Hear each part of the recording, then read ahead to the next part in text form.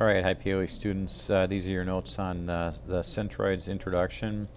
The first picture here is of a person balancing a pizza box on their finger, and many of you maybe have tried to do this. Hopefully not with a full pizza inside, but an empty box. But it balances in the middle of the box, and this is the idea that we're talking about in this unit is where is the center of mass, center of gravity for an object? And that term that we talk about that is called a centroid. The centroid is the geometric center of an object. So geometry is the study of shapes, different shapes and their dimensions, how they're related to each other. So geometric center is a centroid. If the object's made out of uniform material, the centroid is also the center of mass. Okay, and uniform means the same. So when we talk about the same material, if it's made of 100% the same material, maybe it's aluminum or glass or plastic, it has to be made of the same material all the way through it in order for the center of mass to be the centroid be the center of mass. And that is the place where the object can be balanced. These are some equations that we are using to find the center of mass or the centroid of an object. The first one here is a rectangle on the top. To find the center of mass, we need to find the center of the horizontal and the center of the vertical. And the equations we use for this are we just divide the length by 2 to find the center of both of those, because the center of the vertical and the center of the horizontal is the centroid. So if we find the center of the vertical at this point and we find the center of the horizontal here at this point, where those two meet right in the middle here, that's the centroid. And you'll notice that there's a circle with an X in the middle of it for each one of these shapes. Those are the centroids. For a right triangle, it's also very easy. This is a right triangle because we have a right angle right here. Instead of dividing the sides by 2, for a right triangle, we divide by 3. Okay, so to find the distance from the left side, this distance right here, to the centroid, we divide the length, which in this case from here to here is what they're calling B. We just would divide B by 3 to get this distance right here, and that's the distance to the centroid. And to get the distance up from the bottom, okay, to the centroid, we take this distance here, okay, this distance, and that will give us the overall distance of that vertical part of the triangle. Divide that letter A, that whatever number that is, by 3, and that will give us how far up this is right here. And where these two meet, that would be the centroid of the triangle. And then you have, for a semicircle, you have 2 equations. We have the radius, okay.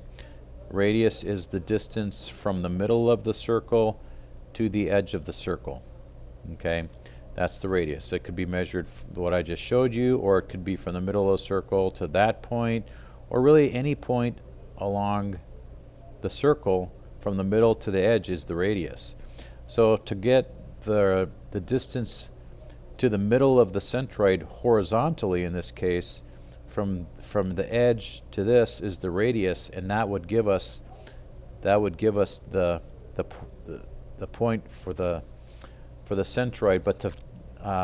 But to know how far up you come, you need to use this equation, which is 4 times the radius divided by 3 times pi. Okay, so whatever the radius is would get put in there, and I'll do a couple examples for you here in a second. Okay, so in order to find the centroid of a simple shape, first thing we have to do is identify what kind of a shape it is, And then what equation are we going to be using to find the distance to the centroid? Okay, we need to determine a point that we are going to be measuring from as a reference location, and typically that's going to be it will be a straight edge and probably a right angle. Find the distances. Those are given usually, well, they will be given in the problems, and then plug in your numbers into the horizontal and the vertical equation. Do the math, whatever kind of math it is, and then if you actually had a piece of material that you were working with, you'd need to actually measure from your reference point to the centroid location. And then it says, does it look right? In other words, if you have a rectangle and you do your vertical and your horizontal, and let's just say that you found the centroid to be, like right here. Well, that clearly is not the center of that rectangle. Okay, so it's not the center of mass of that rectangle. That center should be somewhere around here. Some looks more like in the middle. Maybe even that doesn't look like it's quite right. If it doesn't look right, it's not right. You need to redo it, okay, and see where you went wrong. Here's an example of a rectangle. Has a base of 10 and a height of 5 inches. So how would you find the centroid of that shape? Well, you need to find the distance to the centroid both horizontally and vertically. Okay, so for example, we're going to use this point right here as our reference point, the lower left-hand corner, and here is our distance of the base, and here 5 inches is the distance of the height. So in other words, the base 10 inches is this distance from the left to the right, and we just divide 10 by 2, and it says 5 inches. So we would be measuring over 5 inches from here to get that position. Now, I don't know exactly where it is, but I know that I'm just making a dotted line here. I know my centroid is somewhere along that dotted line. How far up do you come? Well, that's where you have to find the vertical, and that's why you've got 5 inches there, and you go 5 divided by 2 gives you 2.5 inches. So I know that I come up 2.5 inches, and I'm just going to estimate coming up 2.5 inches would be like right there on that line. And where those two lines intersect, right here in the middle, is your centroid. Okay, so it's 5 inches over, okay, 10 divided by 2, again as a review, 10 divided by 2 is 5, so it's 5 inches over in this direction, 5 inches over, and it was 5 divided by 2, 2.5 inches up. So these are two answers that we would have. Where does a right triangle with a base of 12 inches and a height of 6 inches, where will it balance? Where is the centroid? Or another way to put it would be, where is the center of mass? Well, remember, for a right triangle, we're dividing everything by 3. So for the vertical of the centroid, we go A divided by 3, and A was 6 inches. We divide that by 3, and that gives us a location vertically, okay, coming straight up from the bottom. Okay, the centroid would be 2 inches off of the bottom. So I know if I measured 2 inches up, it'd be right at this dotted line here. But how far over do we need to come horizontally? Okay, so horizontally, remember again, we're dividing by 3 because it's a right triangle, and it's 12 inches. This length right here, from here to here, is 12 inches. So it is 12 divided by 3 gives us 4 inches. Okay, so I need to come 4 inches over from the edge.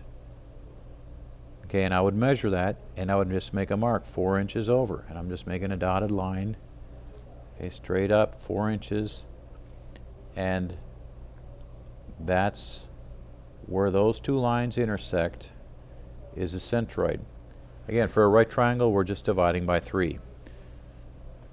For a semicircle with a radius of 4, we're told the radius is 4 inches, and we're showed down here that the radius, R stands for radius, is 4 inches. Okay, so that means that everywhere, the radius is 4 inches everywhere. So from here to here is 4 inches. That's the radius. Radius equals 4. Or from here to here, the radius equals 4. Okay, so basically that's telling us that 4 inches, and I'll just measure from here to the middle, okay, that's 4 inches. My reference point is starting right here. Let's just erase that and make it a little more clear. This is my reference point right here in the lower right hand corner. So from here to here, that's the radius of the circle, and that's 4 inches over. So I know that my centroid is somewhere along this line right here, 4 inches over. Okay, the one that we don't know is how far up do we come from the bottom to get to the centroid, and that's where this equation, I'm just highlighting it now into this diagram, 4 times the radius, 4 times r, 4 times r is 4 times 4 inches, okay, and we're going to divide that by 3 times pi, 3 times 1, 3.14. And that number that we get for that is listed right here at 1.7 inches. And that's how we do those problems. Email me if you have any questions on this. I'll be glad to help you out. Thank you.